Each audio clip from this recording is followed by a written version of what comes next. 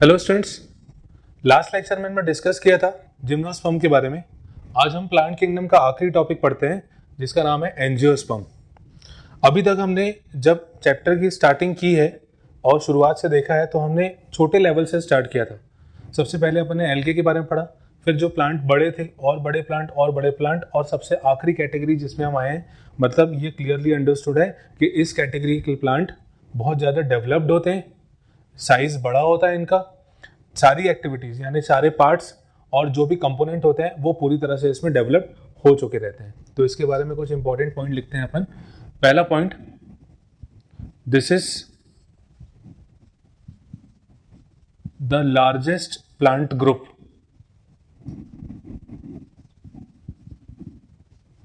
With varying habitat.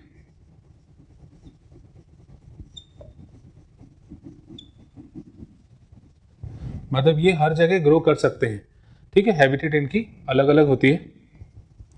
इनका size अगर हम बात करें तो साइज ये बहुत छोटे लेवल के यानी माइक्रोस्कोपिक लेवल, और ये टॉल ट्री के फॉर्म में भी होते हैं। Their size may be microscopic,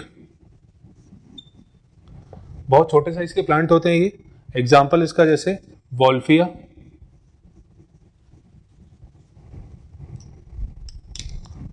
और टॉल ट्री जैसे eucalyptus.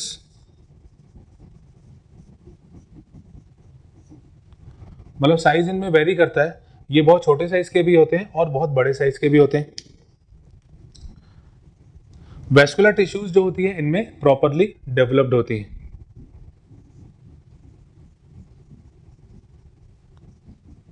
Vascular tissues are properly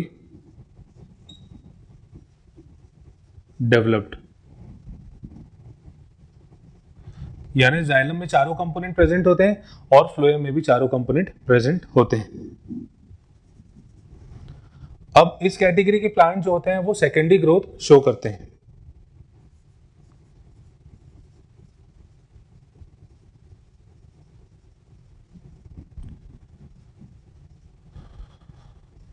secondary growth आपको ध्यान होगा, दो तरह की ग्रोथ होती है, प्राइमरी ग्रोथ और सेकेंडरी ग्रोथ। प्राइमरी ग्रोथ मतलब प्लांट की लेंथ बढ़ती जाती है, और सेकेंडरी ग्रोथ मतलब प्लांट की थिकनेस बढ़ती जाती है।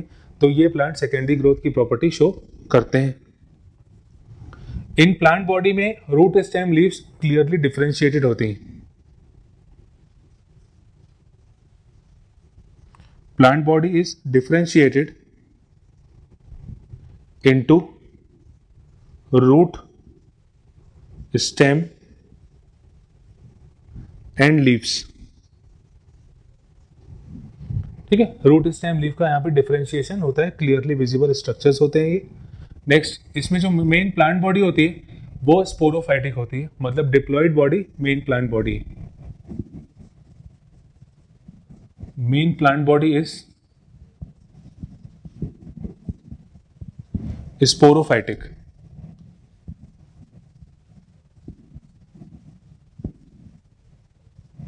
यानी डिप्लॉयड प्लांट बॉडी इसमें मेन होती है।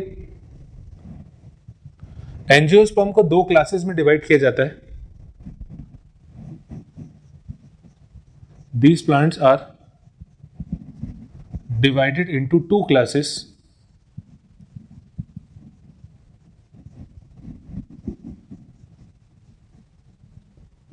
और ये दो क्लासेस हैं, पहली होती है मोनोकॉट और दूसरी होती है डाइकॉट।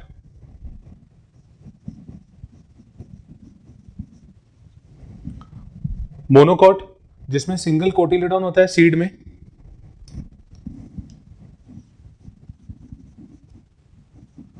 सीड कंटेन वन कोटिलेडॉन, ठीक है। जैसे एग्जांपल इसका ग्रासेस जो होते हैं, सीरियल्स, बनाना, ये सब सिंगल कोटिलेडन वाले। फिर दूसरा आता है डाइकॉट। डाइकॉट मतलब सीड में 2 कोटिलेडॉन होते हैं।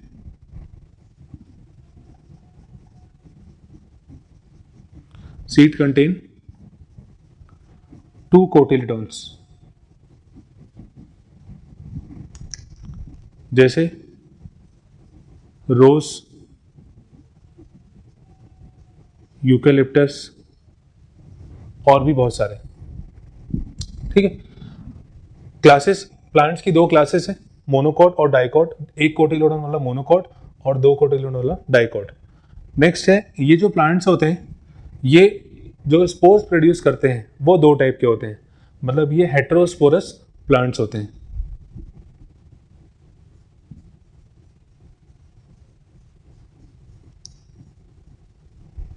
ये हेटेरोस्पोरस प्लांट्स होते हैं, यानी 2 टाइप के स्पोर्स प्रोड्यूस करते हैं। बड़े साइज के स्पोर्स मेगास्पोर कहलाएंगे और छोटे साइज के स्पोर्स माइक्रोस्पोर्स। ठीक, तो ये पॉइंट्स हो गए। एक बार रिवाइज करते हैं जल्दी से, फिर अपन मेन इस पे टॉपिक पे आते हैं। ये इंट्रोडक्शन वाला पार्ट है। अब इसमें हमको जो डिटेल पढ़ना है वो फ्लावर वाले पार्ट में male reproductive organ, female reproductive organ, ये सारी चीज़ें अपन को इसमें पढ़नी है। सबसे बड़ा ग्रुप है, प्लांट सबसे ज़्यादा इसमें है। बाकी के कंपेयर में अगर देखें तो एंजियोस्पर्म सबसे अच्छा डेवलप्ड ग्रुप है। साइज वेरी करता है, बहुत छोटे भी होते हैं, बहुत बड़े भी होते हैं। वस्कुलर टिश्यूज इसमें प्रॉपर्ली डेवलप्ड होती हैं, यानी जाइलम में कोई कंपोनेंट एब्सेंट नहीं होगा, फ्लोएम के भी सारे कंपोनेंट प्रेजेंट होंगे। प्लांट्स में सेकेंडरी ग्रोथ होती है, यानी थिकनेस इसमें बढ़ती हुई दिखती है। ये रूट स्टेम लीफ में डिवाइड होती है बॉडी। ये जो मेन प्लांट बॉडी होती है स्पोरोफाइटिक यानी डिप्लॉयड स्ट्रक्चर होता है। 2 क्लासेस, मोनोकॉट्स और डाइकॉट। चलिए नेक्स्ट पॉइंट पे आते हैं। एंजियोस्पर्म जो होते हैं ये फ्लावरिंग प्लांट्स होते हैं, मतलब इनमें फ्लावर प्रेजेंट होते हैं। और फ्लावर एक्चुअली है क्या या उसमें कौन कौन से कंपोनेंट्स होते हैं ये हम डिस्कस करते हैं।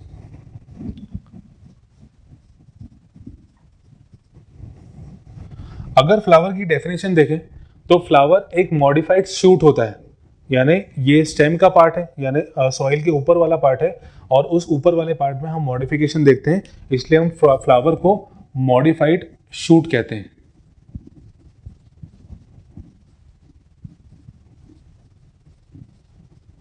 ये मॉडिफाइड शूट कहलाता है। इसके अलावा फ्लावर की study of flower is known as floriculture.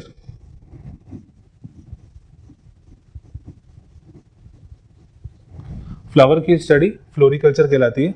अब अगर इसके कंपोनेंट्स देखें, फ्लावर के पार्ट्स देखें, तो फ्लावर में बेसिकली 4 वर्ल्स होते हैं, जिसमें से 2 बहुत ज़रूरी होते हैं और 2 जनरली उसमें जो प्रेजेंट होते हैं वो उनका बहुत ज़्यादा इंपॉर्टेंस नहीं होता, पर वो कुछ रोल प्ले करते हैं। ठीक है। अब फ्लावर का अगर हम डायग्राम देखें तो फ्लावर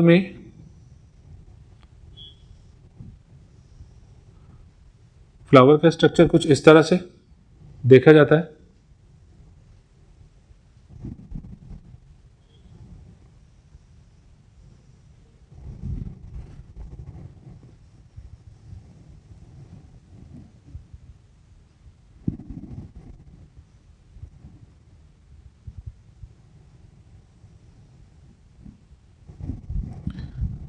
यहां पे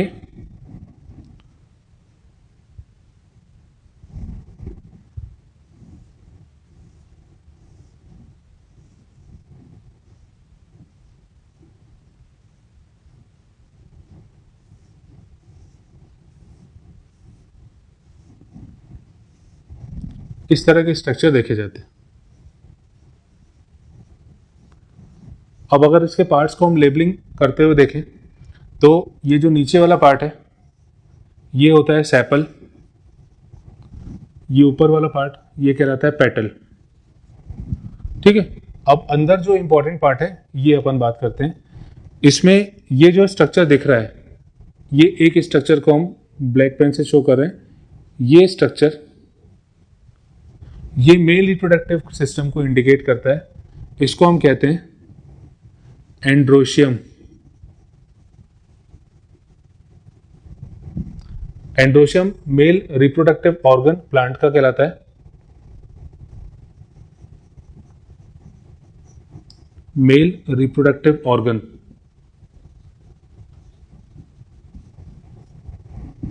ठीक है। और जो दूसरा पार्ट है ये वाला, इसको हम कहते हैं गाइनोशियम। ये गाइनोशियम में अंदर छोटे छोटे स्ट्रक्चर्स, ये फिर ये इसको हम एक एक करके डील करेंगे, पर अभी सिर्फ इसका नाम ध्यान रखिए कि इसे हम कलेक्टिवली गाइनोशियम कहते हैं।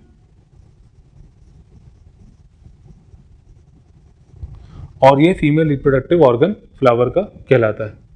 ठीक है, तो ये फ्लावर का एक जनरल स्ट्रक्चर। तो फ्लावर एक मॉडिफाइड शूट है और स्टडी ऑफ फ्लावर कहलाता है फ्लोरिकल्चर। फ्लावर में टोटल 4 वर्ल्स होते हैं। Flower consist of 4 whorls. ये जो 4 वर्ल्स होते हैं इसमें 2 कैटेगरी बनाई गई है। एक होता है necessary whorl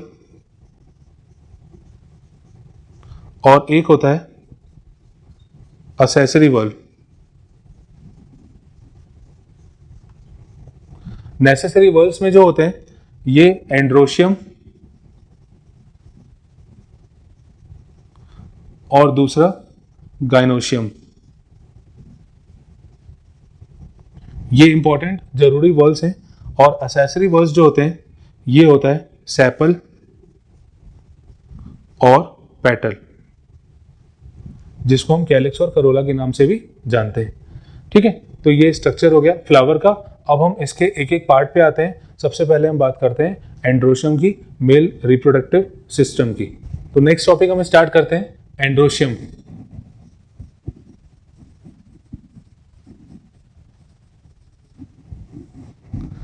androecium male reproductive organ और मेल रिप्रोडक्टिव सिस्टम, इसकी जो यूनिट्स होती हैं इसको हम बोलते हैं स्टेमन।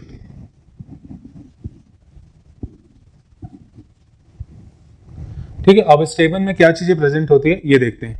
अभी जो हमने स्ट्रक्चर देखा था ये कुछ इस तरह का था, यहां पे कुछ इस तरह का स्ट्रक्चर हमने देखा। ठीक है, ये कलेक्टिवली स्टेमन कहलाता है। और स्टेमन में 2 चीजें होती हैं। एक तो ये वाला पार्ट होता है जिसे हम कहते हैं फिलामेंट। फिलामेंट, और ये जो ऊपर वाला पार्ट है इसे हम कहते हैं एंथर। ऊपर वाला पार्ट एंथर कहलाता है और नीचे वाला पार्ट फिलामेंट कहलाता है। यहां पे फिलामेंट जो होता है ये स्टेराइल होता है, मतलब रिप्रोडक्शन में इसका कोई रोल नहीं होता। एंथर जो होता है ये फर्टाइल होता है। ठीक है, यानी रिप्रोडक्शन में इसका रोल होता है। एंथर और फिलामेंट, इसको कलेक्टिवली हम स्टेमन कहते हैं। ठीक, अब हम थोड़ा सा और डिटेल में देखते हैं कि जब हम एंथर को कट करते हैं, जब हम एंथर को कट करेंगे तो ये स्ट्रक्चर कैसा होगा। मान लीजिए हमने एंथर को इस तरह से कट कर दिया, यहां से हमने एंथर को काट दिया, तो एंथर हमें किस तरह का दिखता है ये हम यहां पे डिस्कस करने वाले हैं। तो एंथर के बारे में, जब हम एंथर को कट करते हैं तो ये स्ट्रक्चर हमारे सामने कुछ इस तरह से आता है।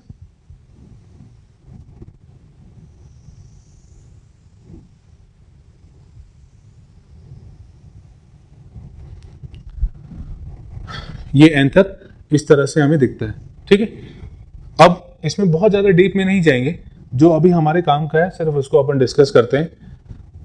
ये वाला जो पार्ट है, देखिए एंथर में ये 2 एंड्स दिख रहे हैं, एक तो ये वाला पार्ट हो गया, एक ये वाला पार्ट हो गया।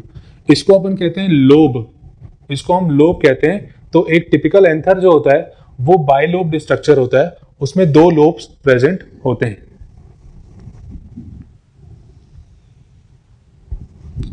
ठीक है, तो एक टिपिकल एंथर जो है ये बाइलोब्ड है, इसमें 2 लोब्स होते हैं। अब इस एंथर में बहुत सारी वॉल्स होती हैं। हम वॉल्स के सिर्फ नाम लिखेंगे, उसके बारे में डिटेल हमको नहीं पढ़नी है। इसकी डिटेल आप 12th क्लास में पढ़ेंगे। अभी सिर्फ हम वॉल्स के नाम बस यहां पे डिस्कस करने वाले हैं। एंथर में कई सारी वॉल्स होती हैं।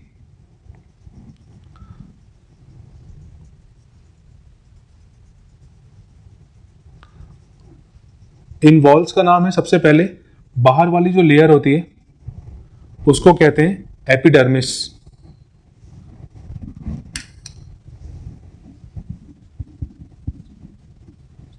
जो लेयर्स प्रेजेंट होती हैं अपन सीक्वेंस में लिख रहे हैं। सबसे पहले बाहर की तरफ होती है एपिडर्मिस, फिर उसके बाद नेक्स्ट लेयर होती है एंडोथीसियम,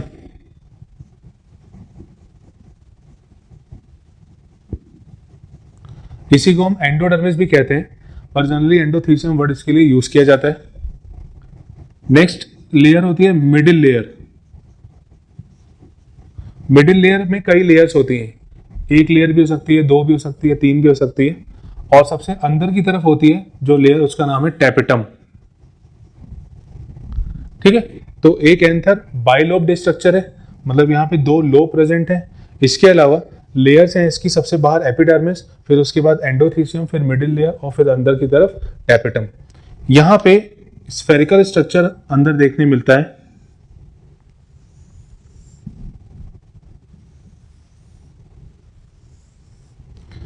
ये जो स्फेरिकल स्ट्रक्चर है इसको हम कहते हैं माइक्रोस्पोरेंजिया। माइक्रोस्पोरेंजिया, ठीक है, ये वर्ड अपन ने काफी बार पढ़ा हुआ है। मतलब एंथर के अंदर स्फेरिकल बॉडीज होती है माइक्रोस्पोरेंजिया। अगर एक टिपिकल एंथर की बात करें तो यहाँ पे 4 माइक्रोस्पोरेंजिया 4 किनारों पर प्रेजेंट है, यानी एक टिपिकल एंथर टेट्रास्पोरेंजिएट होता है। एक टिपिकल एंथर टेट्रास्पोरेंजिएट है।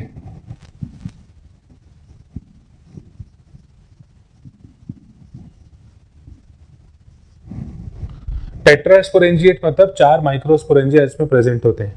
तो ये अपन ने एंथर का स्ट्रक्चर देखा। अब इसमें हम थोड़ा सा डिटेल पढ़ते हैं माइक्रोस्पोरेंजिया के बारे में।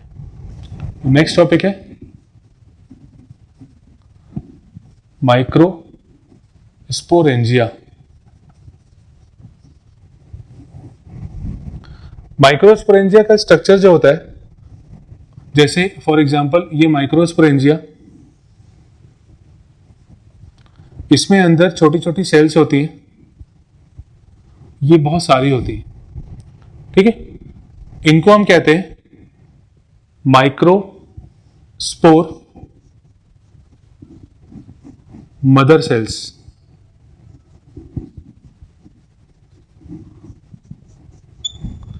माइक्रोस्पोरेंजिया के अंदर छोटी छोटी स्फेरिकल बॉडीज होती हैं, इनको हम कहते हैं माइक्रोस्पोर मदर सेल। ये जो माइक्रोस्पोर मदर सेल्स हैं इनमें डिवीजन होता है, और डिवीजन कौन सा होगा? मियोसिस। मियोसिस डिवीजन होने के बाद ये स्ट्रक्चर जो नया मिलता है हमको, ये कुछ इस तरह का होता है।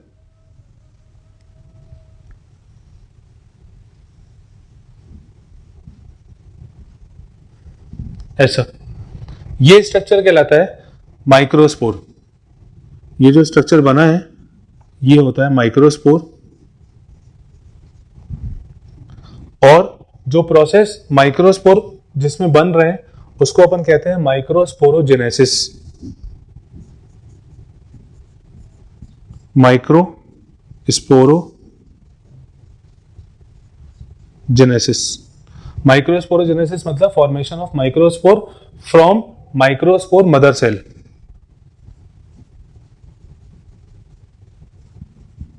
Formation of microspore from microspore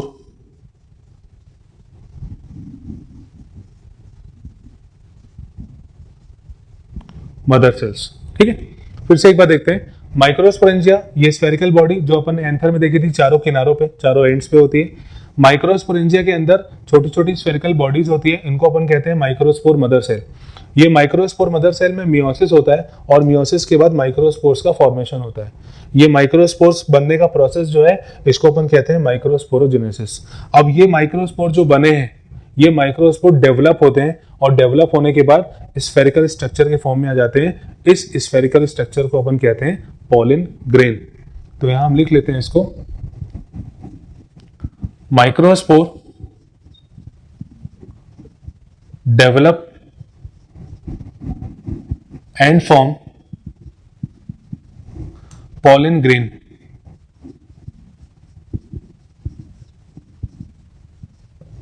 pollen grain को हम मेल गैमेटोफाइट भी कहते हैं।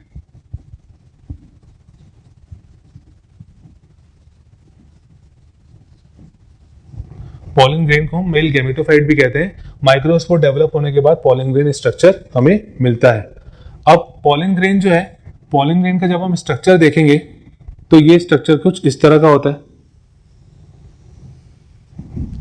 ठीक है, पॉलन ग्रेन्स जो होती हैं वो जनरली स्फेरिकल होती है, और हम जब इसका स्ट्रक्चर थोड़ा सा और डिटेल में देखते हैं तो इसमें दो सेल्स यहाँ पे देखी जाती हैं। यहाँ पे पॉलन ग्रेन में जो बड़ी वाली सेल है, मतलब ये दो पार्ट में डिवाइड है। ऊपर वाला पार्ट जो है इसे हम कहते हैं वेजिटेटिव सेल। ये वेजिटेटिव सेल कहलाती है। इसमें न्यूक्लियस प्रेजेंट होता है, जैसे ये इसका न्यूक्लियस हो गया। ठीक है, यहाँ पे भी न्यूक्लियस होगा। ये वाली जो सेल है नीचे वाली, इसे हम कहते हैं जनरेटिव सेल। जो बड़े साइज की होती है वेजिटेटिव सेल, जो छोटे साइज की होती है जनरेटिव सेल। इसकी स्टडी और ज्यादा डिटेल में भी है, पर वो 12th क्लास का पार्ट है, हम यहाँ पे उसको डिस्कस नहीं कर रहे हैं। ठीक है, जो काम का है सिर्फ वही अपन यहाँ पे बात कर रहे हैं। यहाँ पे छोटी सेल जो होती है जनरेटिव सेल, इस जनरेटिव सेल में माइटोसिस के कारण, इस जनरेटिव सेल में माइटोसिस के कारण दो मेल गैमीट का फॉर्मेशन होता है।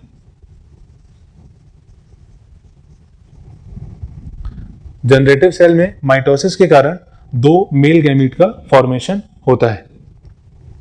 तो पॉलन ग्रेन में फाइनली पॉलन ग्रेन अब जो मैच्योर हो चुका है उसमें दो मेल गैमीट्स प्रेजेंट हैं। ठीक, एक बार फिर से समझते हैं। देखिए, माइक्रोस्पोर मदर सेल, माइक्रोस्पोरेंजिया के अंदर स्फेरिकल बॉडीज, इसमें मियोसिस हुआ, माइक्रोस्पोर का फॉर्मेशन हुआ। माइक्रोस्पोर बनने का प्रोसेस माइक्रोस्पोरोजेनेसिस कहलाता है। माइक्रोस्पोर डेवलप हो जाते हैं पॉलन ग्रेन के फॉर्म में। पॉलन ग्रेन को अपन मेल गैमेटोफाइट भी कहते हैं। ठीक, पॉलन ग्रेन का जब हम स्ट्रक्चर देखते हैं तो इसमें एक वेजिटेटिव सेल होती है जो बड़े साइज की होती है, और एक छोटी सेल होती है जिसको हम जनरेटिव सेल कहते हैं। जनरेटिव सेल में माइटोसिस के कारण दो मेल गैमीट का फॉर्मेशन हो रहा है।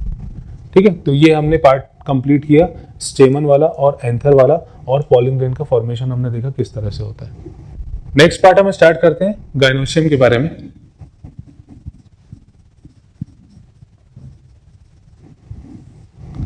गाइनोशियम की, जैसे हमने एंडोशियम में पढ़ा था, उसकी यूनिट होती है स्टेमन। गाइनोशियम की भी यूनिट होती है जिसको हम कहते हैं पिस्टल और कार्पेल। इसका जब हम स्ट्रक्चर देखते हैं तो ये स्ट्रक्चर कुछ इस तरह का होता है।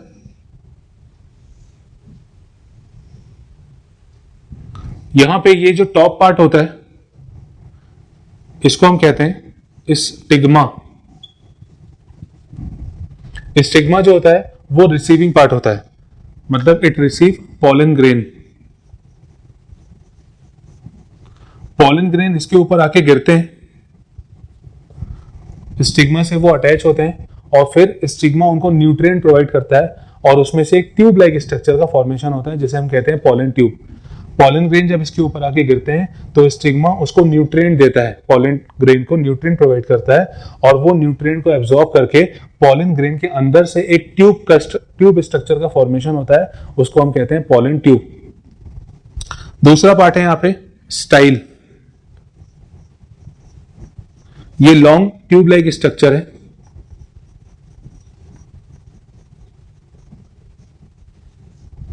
स्टाइल कहते हैं, और ये लास्ट वाला जो बल्ज पार्ट है इसे हम कहते हैं ओवरी।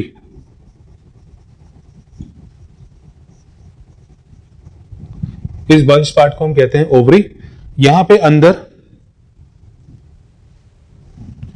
यहां अंदर की तरफ एक न्यूट्रिटिव टिश्यू होती है। इस टिश्यू को हम कहते हैं प्लासेंटा। ये जो रेड पार्ट से हमने शो किया है इसे हम कहते हैं प्लासेंटा। और प्लासेंटा पे छोटी छोटी बॉडीज अटैच रहती हैं।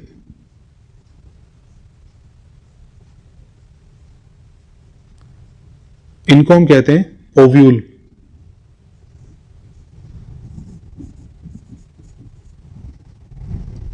ठीक है, तो ये पिस्टल वाला पार्ट, कार्पल वाला पार्ट। इसमें जो ऊपर वाला पार्ट है इसको हम कहते हैं स्टिग्मा। स्टिग्मा में पॉलन ग्रेन आके बैठता है। फिर लॉन्ग स्लेंडर पार्ट है, ट्यूब लाइक स्ट्रक्चर है, स्टाइल। फिर नीचे बल्ज पार्ट है ओवरी। ओवरी के अंदर जो मटेरियल होता है, जो न्यूट्रिटिव टिश्यू होती है, उसको हम कहते हैं प्लासेंटा, और इसमें छोटे छोटे ओव्यूल्स अटैच होते हैं। अब हम इसमें ओव्यूल का स्ट्रक्चर देखते हैं। ओव्यूल का अगर स्ट्रक्चर देखें तो ये स्ट्रक्चर कुछ इस तरह का है।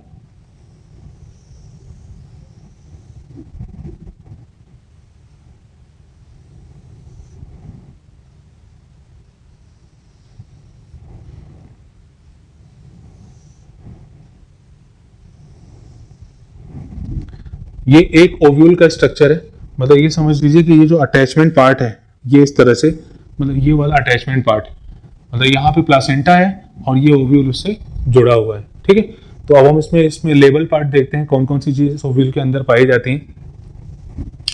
ये पार्ट जो जो ऊपर प्लासेंटा से अटैच्ड है, इसे हम कहते हैं फ्यूनिकल।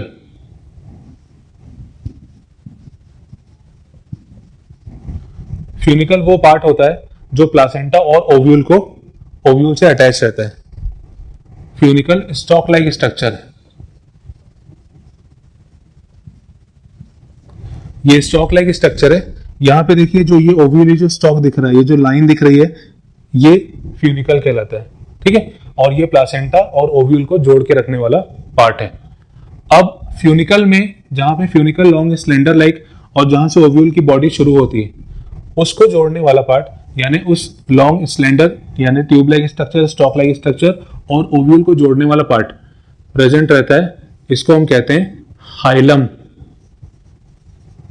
यानी हाइलम जो है वो फ्यूनिकल और ओव्यूल को जोड़ने वाला पार्ट है। ठीक है, फ्यूनिकल प्लासेंटा से जुड़ा रहता है, ओव्यूल से भी जुड़ा रहता है, और जहां से मेन ओव्यूल की बॉडी स्टार्ट होती है, वो बाउंड्री फ्यूनिकल और ओव्यूल के बीच की बाउंड्री हाइलम कहलाती है। ठीक है, ये वाला पार्ट जो होता है ये एपेक्स पार्ट होता है। ये एपेक्स पार्ट होता है और हम इसे कहते हैं माइक्रोपाइल।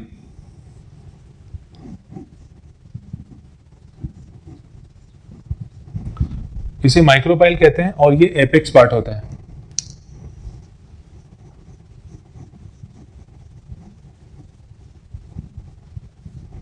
एपेक्स ऑफ ओव्यूल कहलाता है ये।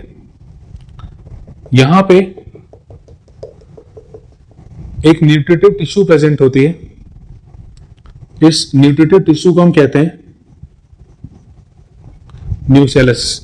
ये पेरेन्काइमेटस टिश्यू होती है।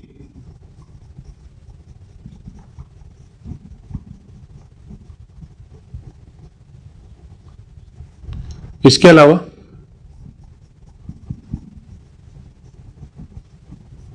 न्यूट्रिटिव होती है, मतलब ये न्यूट्रिशन प्रोवाइड करती है। एपेक्स पार्ट इसका ओव्यूल का माइक्रोपाइल कहलाता है, और जो नीचे वाला पार्ट है, बेसल पार्ट है, इसको हम बोलते हैं कैलसा। ये अपन ने जिम्नोस्पर्म के केस में भी देखा था, कुछ स्ट्रक्चर अपन ने वहां पे भी पढ़े थे। ठीक है, ये जो प्रोटेक्टिव लेयर होती है, ये जो प्रोटेक्टिव लेयर्स दिख रही है, इनको हम कहते हैं इंटेगुमेंट। ये प्रोटेक्टिव लेयर्स कहलाती हैं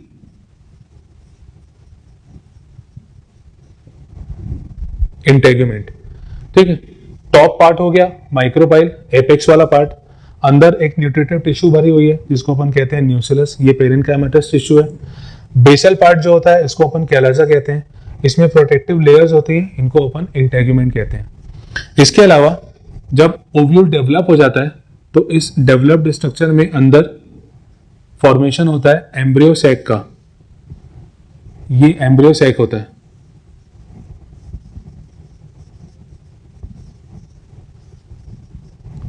एम्ब्रियो सैक मतलब यहाँ पे एम्ब्रियो का डेवलपमेंट होता है। अब एम्ब्रियो किस तरह से बनता है, उसके डेवलपमेंट में क्या क्या चीजें होती हैं, इसमें से कुछ पार्ट अपन डिस्कस करेंगे। ठीक है, तो ये ओव्यूल का स्ट्रक्चर हो गया। ओव्यूल डेवलप फॉर्म में कुछ इस तरह का दिखता है। अब यहाँ पे एम्ब्रियो सैक किस तरह से बनता है और एम्ब्रियो सैक के अंदर कौन कौन सी सेल्स प्रेजेंट होती हैं, ये हम डिस्कस करने वाले हैं। चलिए नेक्स्ट हम पढ़ते हैं development of embryo sac.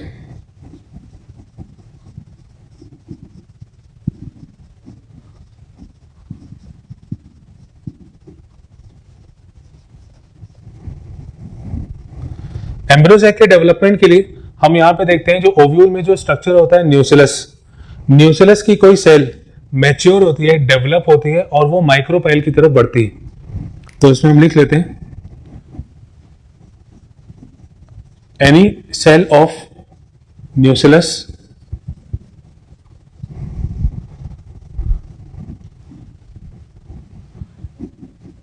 Is developed,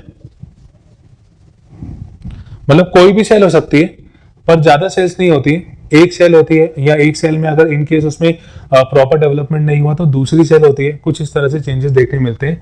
any cell of nucleus is developed, और इस डेवलप्ड सेल को हम कहते हैं मेगास्पोर मदर सेल।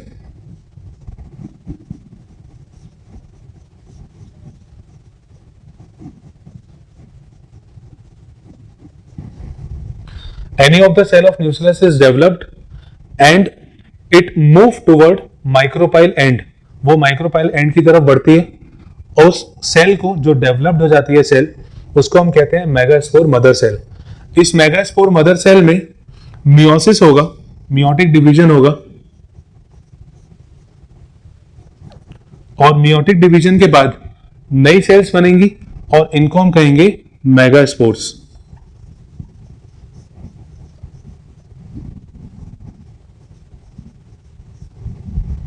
ठीक है, megaspore mother cell undergo meiosis और meiotic division and give rise to formation of 4 megaspores, और इस प्रोसेस को हम कहते हैं मेगास्पोरोजेनेसिस।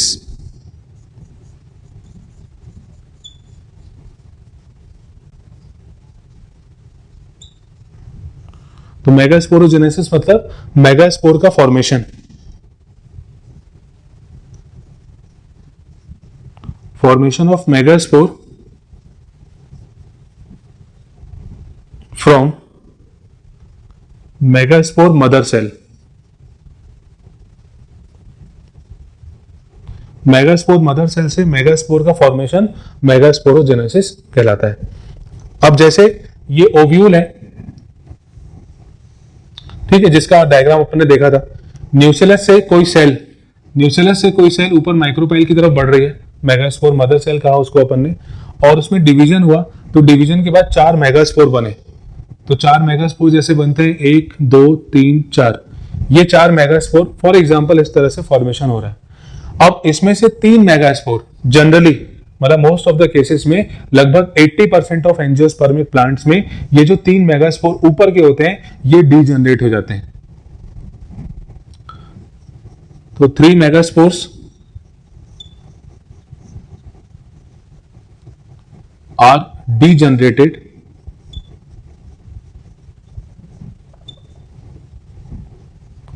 और बचता कौन सा मेगास्पोर है, जो कैलोसल एंड की तरफ होता है, जो बेसल पार्ट की तरफ होता है। एक्टिव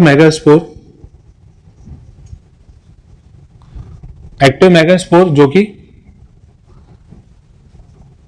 कैलोसल एंड की तरफ है।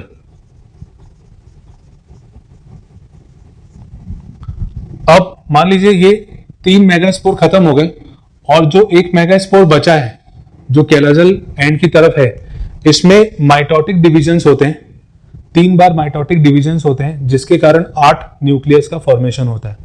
ठीक है, ये मेगास्पोर में 3 माइटोटिक डिविजन्स होते हैं जिसमें 8 न्यूक्लियस का फॉर्मेशन होता है, और वो न्यूक्लियस प्रॉपर मैनर में अरेंज होकर एम्ब्रियो सेक का फॉर्मेशन करते हैं। ठीक, तो ये megaspore, active megaspore towards chalazal end undergo 3 mitotic division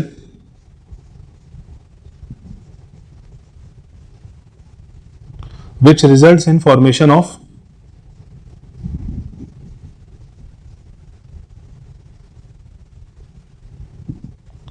embryo sac।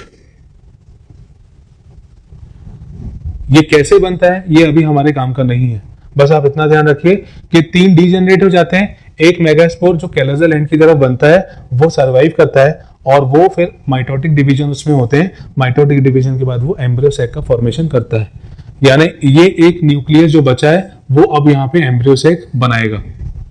ठीक है, अब ये एम्ब्रियो सैक क्या, किस तरह से अंदर इसमें सेल्स पाई जाती है ये हम देखते हैं। अब एम्ब्रियो सैक का अगर हम स्ट्रक्चर देखें तो एम्ब्रियो सैक में टोटल 3 माइटोटिक डिवीजन में, मतलब 8 न्यूक्लियस इसमें प्रेजेंट है। ये 8 न्यूक्लियस कुछ इस तरह से अरेंज होते हैं, यहां पे होते हैं 1, 2 और थोड़ा सा बड़ा पीछे की तरफ होता है 3। ये 3 न्यूक्लियस ऊपर की तरफ होते हैं। इसी तरह 3 न्यूक्लियस नीचे की तरफ, 1, 2, 3। ये 3 न्यूक्लियस नीचे की तरफ होते हैं और सेंटर में 2 न्यूक्लियस होते हैं। सेंटर में यहां पे 2 न्यूक्लियस होते हैं। ऊपर की तरफ जो न्यूक्लियस है जो बाद में सेल का फॉर्मेशन कर देते हैं, यानी पहले न्यूक्लियस होगा, वो अपने सराउंड में वॉल का फॉर्मेशन करेगा, तो एक कंप्लीट सेल हमें यहाँ पे दिखती है। तो ये जो ब्लैक से पेन हमने ड्रॉ किया है, जो ब्लैक पेन से ड्रॉ किया है, ये इससे हम कहते हैं सिनर्जिड। ये जो 2 सेल्स हैं इसे हम कहते हैं सिनर्जिड। जब हम सिनर्जिड स्ट्रक्चर देखते हैं इसका, तो यहां ऊपर की तरफ यहां पे इसमें वैक्यूल प्रेजेंट होता है, ठीक है। अब इसके अलावा जैसे ये सिनर्जिड है और ये सिनर्जिड है, तो यहां पे छोटे छोटे हेयर लाइक स्ट्रक्चर्स होते हैं। ये न्यूक्लियस हो गया। ये जो हेयर लाइक स्ट्रक्चर्स होते हैं, इन हेयर लाइक स्ट्रक्चर्स को हम कहते हैं फिलीफॉर्म अपैरेटस।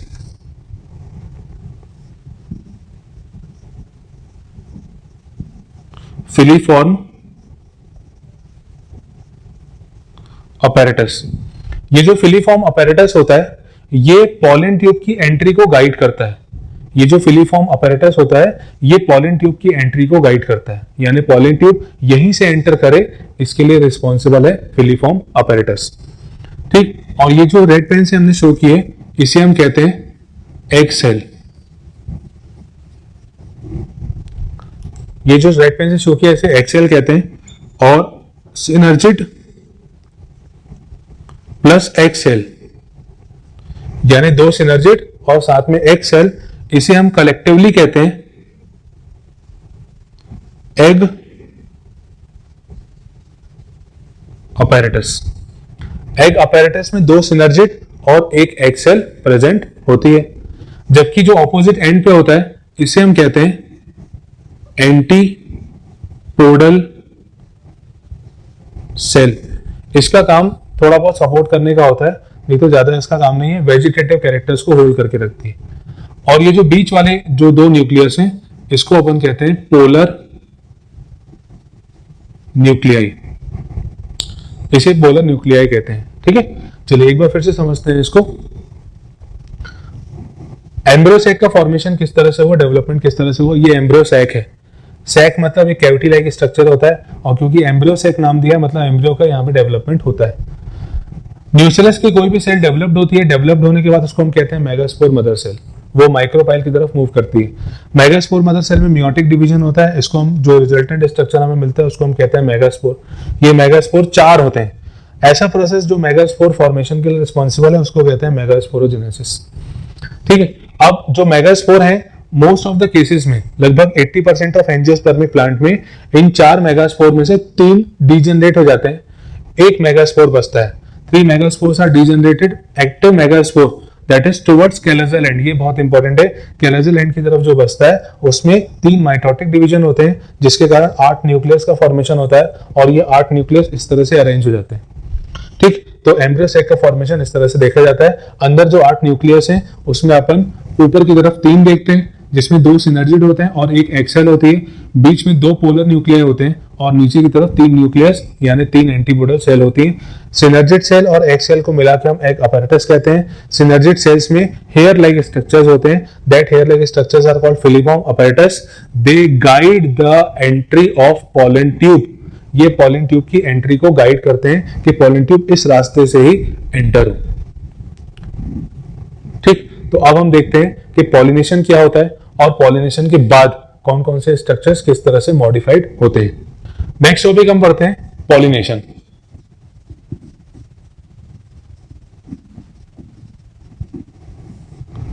ठीक है, अभी तक हमने क्या पढ़ा? अभी तक हमने पढ़ा है कि पॉलन ग्रेन यानी मेल गैमेटोफाइट का फॉर्मेशन कैसे हुआ, और एग सेल का फॉर्मेशन किस तरह से हो रहा है, यानी फीमेल गैमीट और मेल गैमीट अब दोनों अपन ने देख लिए किस तरह से बने। ठीक है, नेक्स्ट स्टेप आता है पॉलिनेशन। पॉलिनेशन का मतलब होता है transfer of pollen grain from anther to stigma part. तो इसमें हम डेफिनेशन लिख लेते हैं, transfer of transfer of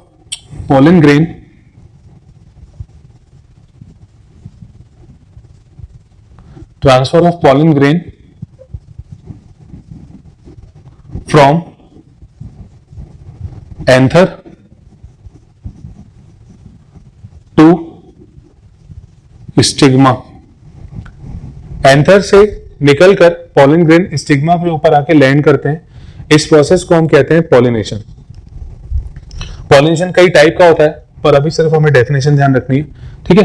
basically air के थ्रू यहाँ पे अगर पॉलन ग्रेन रिलीज होते हैं और वो कांटेक्ट में आते हैं, और भी कई तरीके हैं, एयर से होता है, वाटर से होता है, इंसेक्ट के थ्रू होता है। तो पॉलन ग्रेन किसी भी तरीके से अगर स्टिग्मा के ऊपर पहुंचता है तो क्या होता है, अब ये पॉलन ग्रेन स्टिग्मा पे लैंड करता है। Stigma provide nutrient materials to the pollen grain which result in development of pollen tube. तो स्टिग्मा न्यूट्रिएंट मटेरियल प्रोवाइड करता है पॉलन ग्रेन को।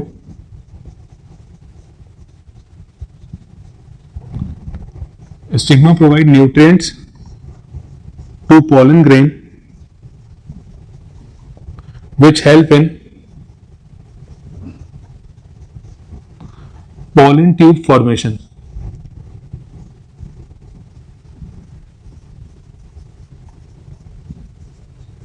जिससे पॉलन ट्यूब का फॉर्मेशन होता है, ठीक है। अब इस पॉलन ट्यूब के फॉर्मेशन के बाद क्या चेंजेस होते हैं ये हम देखते हैं।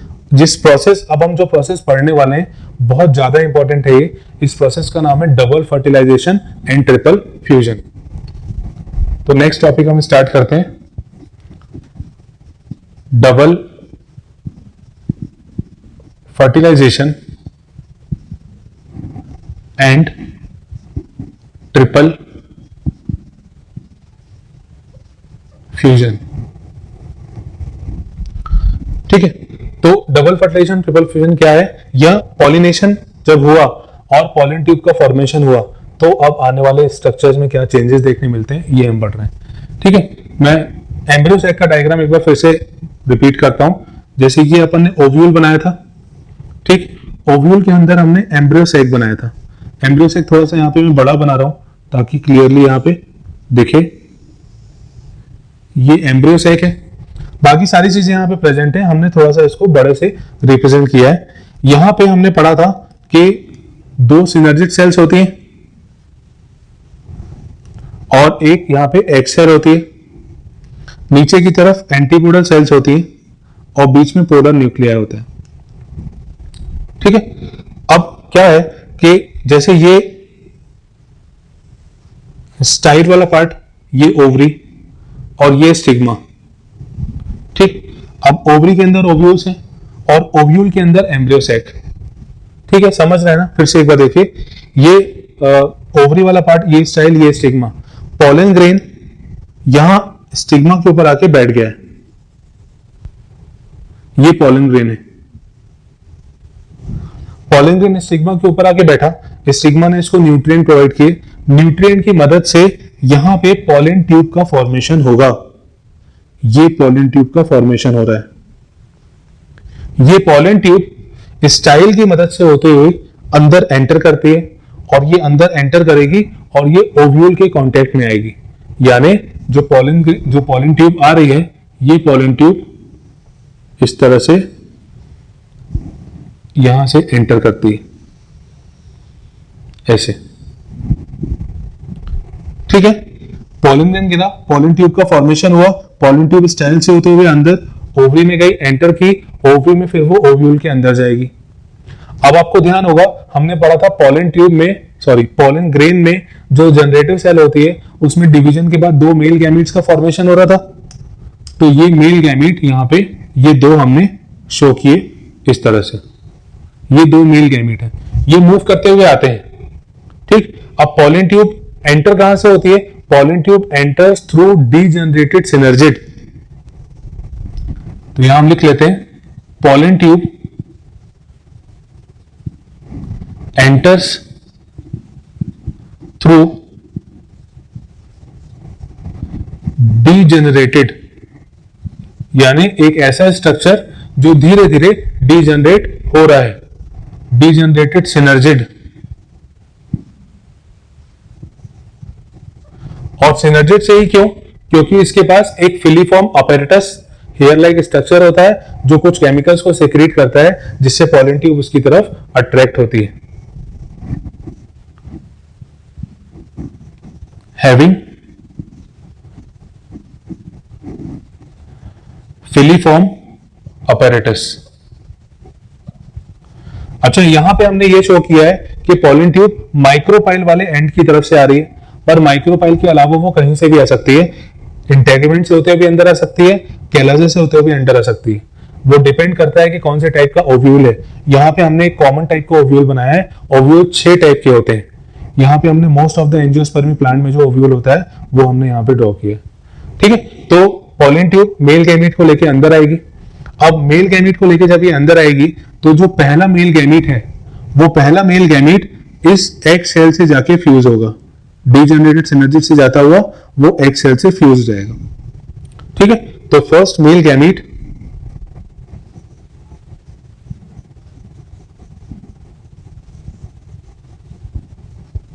Fuses with egg cell and form zygote। फिर से एक बार समझिए, यहां पे 2 मेल गैमीट है। पहला मेल गैमीट फिलीफॉर्म अपैरेटस यानी सिनर्जिड से होता हुआ एंटर किया और वो एग सेल से फ्यूज हो गया। एग सेल से फ्यूज हुआ तो इस प्रोसेस को हम कहेंगे फर्टिलाइजेशन। ठीक है, या इसी को हम कहेंगे सिनगैमी। और ये जो स्ट्रक्चर बना इसको हम कहते हैं जाइगोट। इस प्रोसेस को हम कहते हैं सिनगैमी या सिंपल फर्टिलाइजेशन। अब दूसरा मेल गैमीट, दूसरा मेल गैमीट सिनर्जिड से होता हुआ अंदर की तरफ एंटर करता है और वो इस न्यूक्लियस यानी पोलर न्यूक्लियस से फ्यूज हो जाता है। जो सेकेंड मेल गैमीट होता है, second male gamete fuses with polar nuclei and forms, एक नई टिश्यू बनती है। इस टिश्यू का नाम बहुत इंपॉर्टेंट है, एंड फॉर्म्स एंडोस्पर्म। इसको हम कहते हैं एंडोस्पर्म। अब यहां पे इस एंडोस्पर्म फॉर्मेशन में टोटल कितने न्यूक्लियस इन्वॉल्व हो रहे हैं? 2 न्यूक्लियस जो पोलर न्यूक्लियर वाले थे और एक मेल गैमीट वाला न्यूक्लियस, तो टोटल 3 न्यूक्लियस का फ्यूजन हो रहा है। ठीक है, तो एंडोस्पर्म जो है ये एक ट्रिप्लॉइड टिश्यू कहलाती है। ये ट्रिप्लॉइड होती है क्योंकि इसमें 3 सेट ऑफ क्रोमोसोम और 3 न्यूक्लियस के कारण स्ट्रक्चर का फॉर्मेशन हो रहा है। आपको याद होगा जिम्नोस्पर्म जब हम पढ़ रहे थे तो वहां पे मैंने कुछ ऐसे पॉइंट बोले थे कि उसको वहां पे छोड़ दीजिए, ये हम एंजियोस्पर्म में पढ़ेंगे तो क्लियर हो जाएंगे। उसमें से एक पॉइंट था कि एंडोस्पर्म जो जिम्नोस्पर्म का होता है वो हैप्लॉइड होता है। बहुत इंपॉर्टेंट, एंडोस्पर्म जो जिम्नोस्पर्म का होता है, जिम्नोस्पर्म में जो एंडोस्पर्म होता है वो हैप्लॉइड होता है। एंजियोस्पर्म में जो एंडोस्पर्म होता है वो ट्रिप्लॉइड होता है। ठीक है, अब यहां पे 3 न्यूक्लियस फ्यूज हो रहे हैं। ठीक है, 3 न्यूक्लियस फ्यूज हो रहे हैं और इस प्रोसेस को हम कहते हैं, यानी एंडोस्पर्म फॉर्मेशन में जो 3 न्यूक्लियस फ्यूजन हो रहा है, इस प्रोसेस को हम कहते हैं ट्रिपल फ्यूजन। दिस प्रोसेस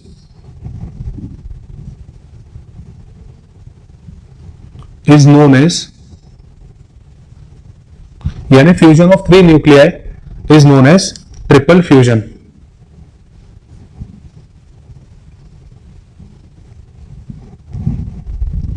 इस प्रोसेस को हम ट्रिपल फ्यूजन कहते हैं। अच्छा, एक चीज और, ये जो हमने देखा अभी कि एक मेल गैमीट एग सेल से फ्यूज हुआ तो पहली बार फर्टिलाइजेशन ये होगा। ठीक है, दूसरा मेल गैमीट फिर यहां पे फ्यूज होगा, फिर यहां पे एंडोस्पर्म का फॉर्मेशन होगा, तो यहां पे फर्टिलाइजेशन 2 बार हो रहा है, इसलिए हम इस प्रोसेस को कहते हैं डबल फर्टिलाइजेशन।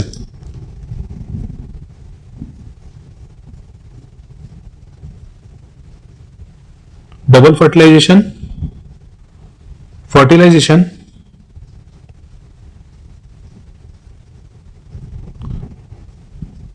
दो बार फर्टिलाइजेशन होता है जो, तो इसको हम इसलिए डबल फर्टिलाइजेशन कहते हैं। ठीक, अब ट्रिपल फ्यूजन का मतलब आपको समझ में आ गया, तीन न्यूक्लियस यहाँ पे फ्यूज हो रहे हैं, दो बार फर्टिलाइजेशन हो रहा है, इस प्रोसेस को हम डबल फर्टिलाइजेशन कहते हैं। फर्टिलाइजेशन के बाद जब फर्टिलाइजेशन हो गया तो यहाँ पे जाइगोट का फॉर्मेशन हुआ, जाइगोट के बाद फिर वहां पे डेवलपमेंट ऑफ एम्ब्रियो देखा जाता है, यानी जो जाइगोट बना है यहाँ पे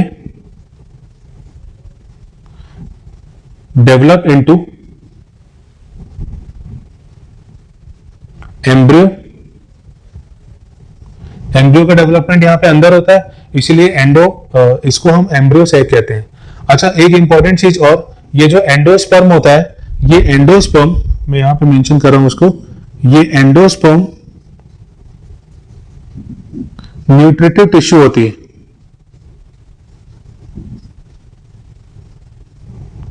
ये एंडोस्पर्म न्यूट्रिटिव टिश्यू होती है, ये जो एम्ब्रियो यहां पे डेवलप हो रहा है उसको न्यूट्रिशन प्रोवाइड करती है।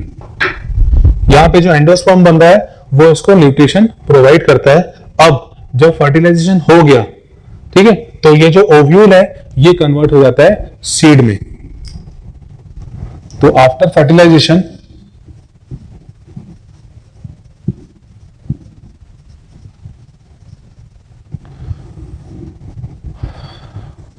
जो ओव्यूल्स होते हैं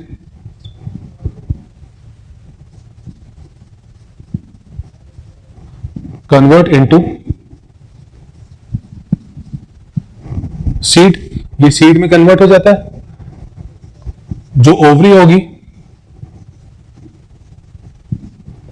ये फ्रूट में कन्वर्ट हो जाएगी, जबकि जो सिनर्जिड होगा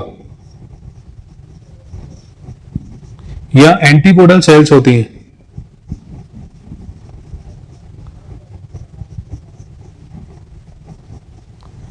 ये सारी की सारी खत्म हो जाती है, दे आर शेड ऑफ। ठीक है, तो ये स्ट्रक्चर, ये प्रोसेस डबल फर्टिलाइजेशन और ट्रिपल फ्यूजन। अब यहां पे जो सीड बनता है, सीड के ऊपर कवरिंग होती है।